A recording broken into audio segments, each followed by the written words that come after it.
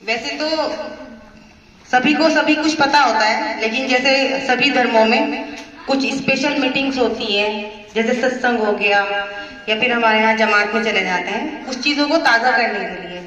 उन्हीं चीजों को ताजा करने के लिए शिक्षा चौपाल लगाई गई है, जिसमें गवर्नमेंट, आपको पता है कि हमारे यहाँ जो है मीटिंग्स भी होती रहती हैं, और अब हमारे सभी आप पेरेंट्स जो ये कहते हैं आप एक ही बात बार बार बताते रहते हैं। तो कुछ चीजें जैसे कि अपने आप को ताजा करने के लिए, आपको ताजा करने के लिए सरकार की तरफ से आई जाती है। तो आप सभी को पता है कि डीबीटी के माध्यम से सभी बच्चों के खाते में जो 1200 रुपए पहुंचे हैं, उनसे सभी बच्चे जिनके पैसे आ गए हैं वो उनको यूनिफॉर्म दिलवा दें। मैं देख रही हूँ कि बच्चों की बहुत पुरानी यूनिफॉर्म जो बहुत छोटी हो गई है, अब तक वही पहन रहे हैं जो उनको विद्यालय से मिली थी। ज्यादातर बच्चे ऐसे ही हैं। और जब पूछा जाता है तो ये कहते हैं पेरेंट्स कि बीमारी में खर्च हो गए। देखो, बीमारी तो चलती रहती है, लेकिन ये बच्चा आप नहीं आते हैं विद्यालय में, बच्चा आता है विद्यालय में और अपनी टीचर का जो सामना है वो बच्चा करता है, उसके सवालों का जवाब जो है वो बच्चा देता है। उसके अंदर एक हीन भावना आ जाती है कि मेरी यूनिफॉर्म छोटी है या मेरे पास जूते नहीं है। तो आपसे मेरी रिक्वेस्ट है कि जो बच्चों के पैसे आए हैं उन पैसों से बच्चों को यूनिफॉर्म, स्वेटर, जूते, मोजे, जो भी बच्चों की जरूरत की चीजें, बैग, वो लेकर दें।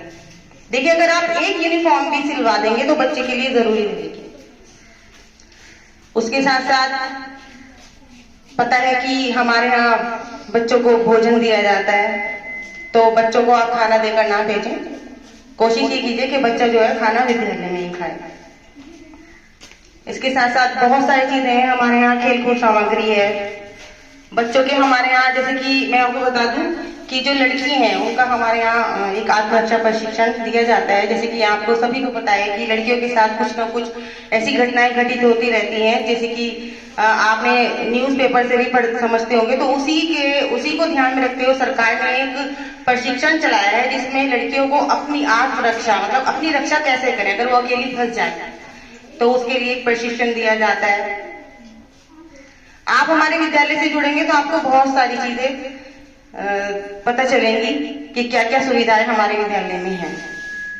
ऐसा नहीं है कि प्राइवेट स्कूल के बच्चे ही आगे जाते हैं। हमारे यहाँ जो ज्यादातर टीचर्स हैं सब गवर्नमेंट स्कूल से ही पढ़े हुए हैं, कन्वेंट से तो बहुत कम है। मैं खुद एक गवर्नमेंट स्कूल से पढ़ी हूँ। आपका बच्चा मेहनत करेगा तो आगे जाएगा। बच्चे की मेहनत के साथ साथ आपकी मेहनत की भी बहुत जरूरत है। जैसे आप बच्चों को मदरसे भेजते हैं, घर पे भी उनको याद करने के लिए देते हैं, ऐसे ही बच्चों से कहें कि जो भी उनको विद्यालय में पढ़ाया जा रहा है उसे घर पर भी पढ़े। ये नहीं कि मैं नहीं कि भाई दिहाड़ी में भी जाते हैं, सबकी अपनी अपनी मजबूरियां, लेकिन आपके यहाँ कोई तो पढ़ा लिखा होगा। एक बार उससे कह दीजिए कि इसका बैग देख लो खोल के, इसको क्या आता है क्या नहीं आता है। देखिए, जब आप किसी बच्चे को दुनिया में लाते हैं तो उसकी पूरी जिम्मेदारी आपके ऊपर होती है। बड़ा होके वो आप ही को कहेगा कि हमें कुछ सिखाया नहीं। यहाँ पर जितने भी हम सब बैठे हैं, हमारे माँ बाप ने हमें कुछ ना कुछ सिखाया ही है। तो आपका ये फर्ज बनता है कि अगर आप किसी को दुनिया में लाए हैं तो उसकी पूरी जिम्मेदारी उठाएं। ये नहीं कि बस स्कूल भेज के आप बिल्कुल अलग हो गए। हमारे विद्यालय के बच्चे एक आपके सामने प्ले करेंगे, जिसमें ये बताया जाएगा कि हमारे यहाँ क्या क्या सुविधाएं हैं।